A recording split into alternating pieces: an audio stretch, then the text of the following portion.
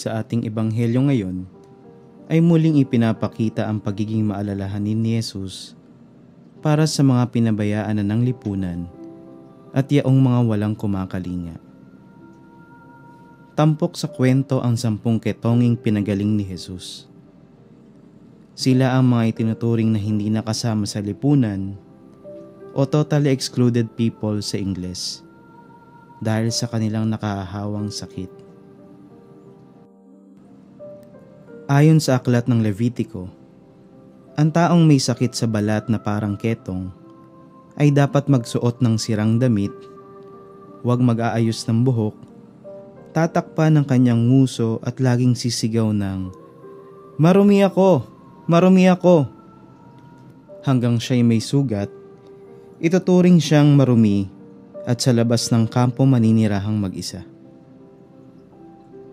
Dahil dito, para sa mga Israelita, ang taong may nakahawang sakit ay kailangang mamuhay na mag-isa na hiwalay sa karamihan hanggang sa sila ay gumaling. At kung mangyari nga ito, kailangang magpakita ang taong gumaling sa isang pari upang siya'y masiyasat at maideklarang magaling na. Pagkatapos, ay kailangan nilang mag-alay para sa kanilang mga kasalanan at isagawa ang seremonya ng pagbabayad sala at saka pa lamang maibabalik sa normal na lipunan ang taong gumaling. Sa pangyayari sa Ebanghelyo, isang Samaritano, hinahamak na dayuhan, ang kumilala na si Jesus at hindi ang batas ng mga Hudyo ang nagbibigay ng kapunuan ng buhay. Kaya nga't siya ay bumaling kay Jesus na nagpupuri sa Diyos at nagpapasalamat sa Kanya.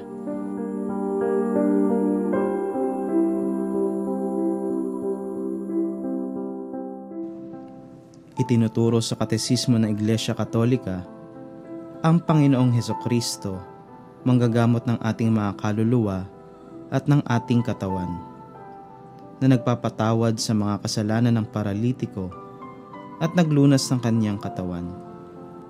Naghangad na ang kanyang iglesia ay magpatuloy sa bisa ng Espiritu Santo ng gawaing magpagaling at magligtas 10 ng kanyang mga kaanib.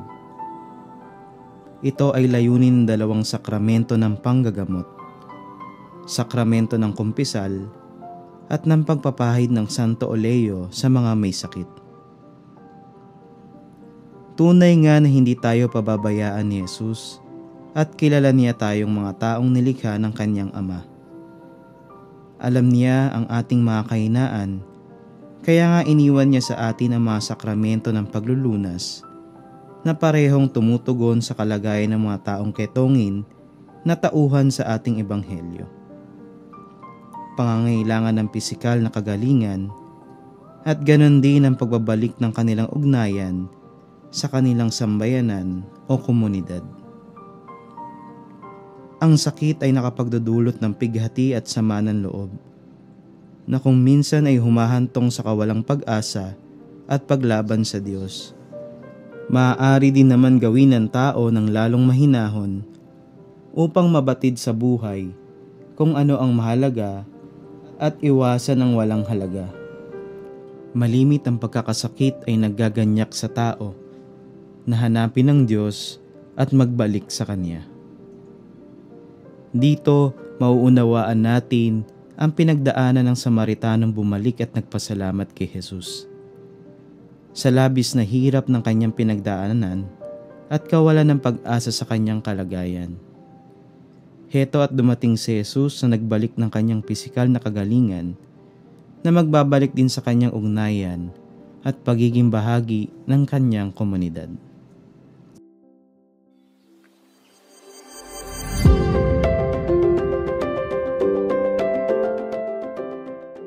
Bilang kaanig ng Santa Iglesia Katolika, paano ka magiging kabahagi sa paghahatid ng kagalingan o lunas sa mga may sakit at mga nakakalimutan o napapabayaan na ng ating lipunan?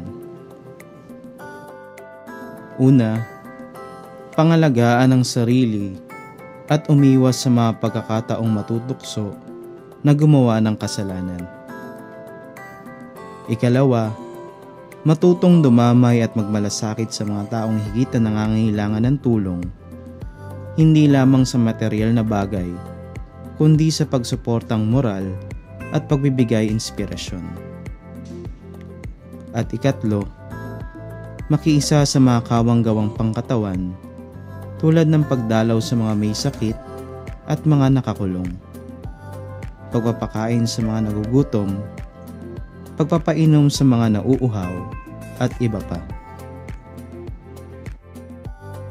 Tandaan natin na ang bawat isa ay mahalaga at may pananagutan tayo sa bawat isa.